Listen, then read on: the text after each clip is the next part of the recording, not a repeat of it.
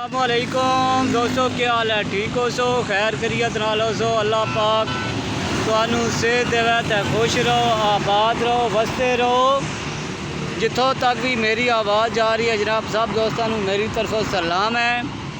एक जनाब फरमाइश आई है, फरमाइश करने वाले जनाब सिकंदर हुसैन ताड़ड़,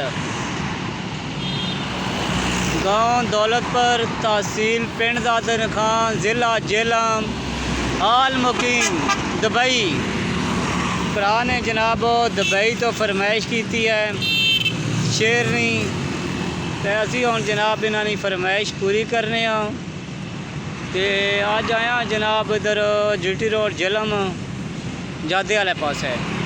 तो मैं आख्या जनाब अज भी नज़ारे नाल ना वीडियो इंशाल्लाह बनाइए, तो नाले चलो नज़ारा हो। वैसे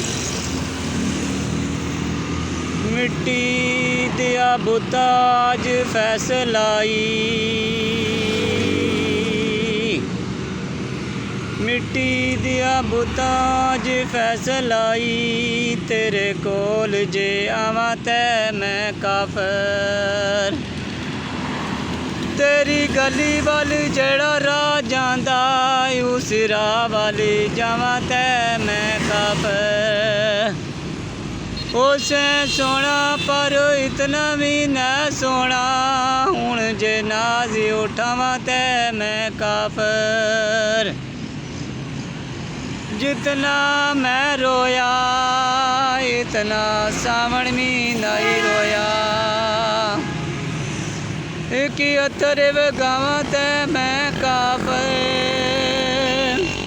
आसम बोलन बलाने बहु दूर दी गल, जे तुद वाल नजरों ते उठावा ते मैं काफर। कल से तू रूठा अज सा मैं रूठा, हुण जे रूठा मनावा ते मैं काफर। त्यों सम बोलने बलाने बहु दूर दी गल, जे तुद वाली नजरा उठावा ते मैं काफर। सिकंदर साहब आई लव यू हो गया, मुहब्बत याद रखना। ये जनाब को कमी पेशी रही है तो माजरत। तो इंशाल्लाह जनाब अगली वीडियो ना लाजमी इंतज़ार करना। तो जनाब तुहानू पूरा माहौल भी विखाने GT रोड ना, GT रोड जेलम ज़्यादा है, देख सकते हो जनाब माहौल पूरा।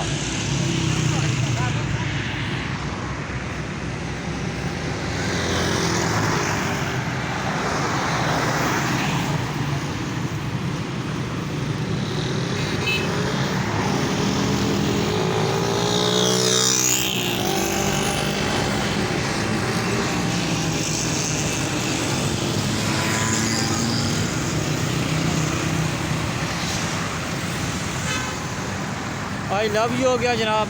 तुहानू थोड़ा जहा नज़ारा भी करा दिता हुआ GT रोड ना, ट्रैफिक दोवां पासे आ जा रही है। अल्लाह हाफिज़। I love you.